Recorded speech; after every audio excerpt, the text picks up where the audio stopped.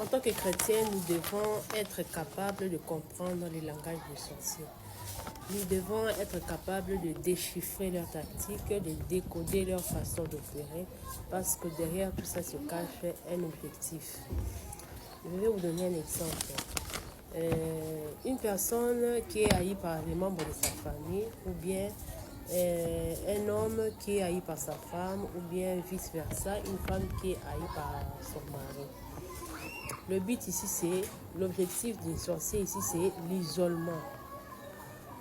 Ils veulent que la personne puisse être détestée de tout le monde, que la personne puisse vivre seule, que la personne puisse être ignorée, que la personne puisse être fragile. Parce que lorsqu'on est seul, on est fragile et on a tendance à souffrir intérieurement. Deuxièmement, deux personnes qui sont mariées et qui ont des problèmes financiers, des problèmes affectifs, des problèmes que tout le monde connaît dans notre quotidien.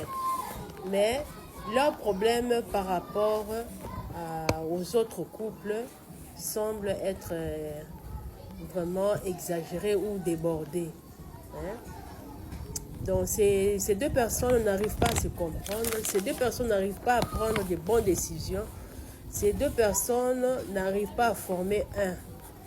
Parce que quand on dit que vous êtes un couple, donc même s'il y a une divergence d'idées, mais vous allez vous assister mutuellement, il y aura des moments où vous allez former un. Vous allez vous comprendre aussi parfois. Et ça va vous aider à aller de l'avant.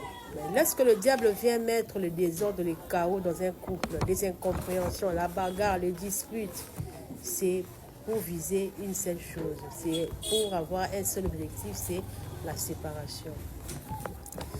Lorsque vous êtes un couple, vous êtes unis, vous formez la force.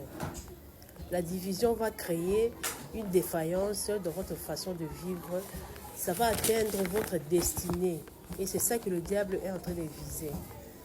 Il veut vous séparer, il veut fragiliser le couple pour atteindre votre destinée. Il ne veut pas que vous puissiez atteindre vos objectifs. Voilà. Il ne veut pas que vous puissiez aller de l'avant. Il ne veut pas voir vos enfants progresser. C'est ça l'objectif des sorciers. Bon, dans ces deux exemples, vous voyez, il y a l'isolement, il y a la séparation. Le diable est comparé au lion.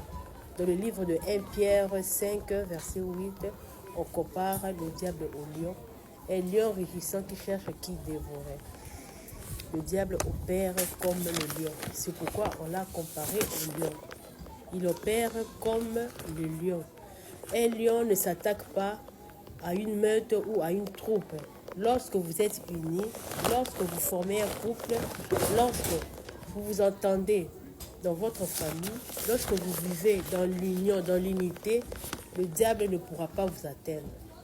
C'est alors que quand il y aura la séparation que le diable pourra avoir accès à votre famille ou à votre couple.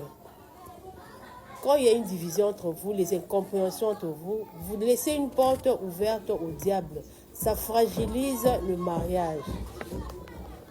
C'est pourquoi le diable en profite pour venir dérober vos biens, dérober vos bénédictions, égorger vos enfants, égorger soit la femme, soit le mari, égorger les frères et sœurs. Et vous devez comprendre toutes ces techniques-là. Le lion s'attaque à un animal qui est seul, un animal qui est faible, un animal qui s'est éloigné de la troupe, de la meute. Alors, comme conseil, je vous demande de ne pas vous séparer de vos familles. Je vous demande de ne pas vous séparer de vos églises. Soyons unis à nos familles, soyons unis à nos églises, et ainsi le diable ne pourra pas nous atteindre.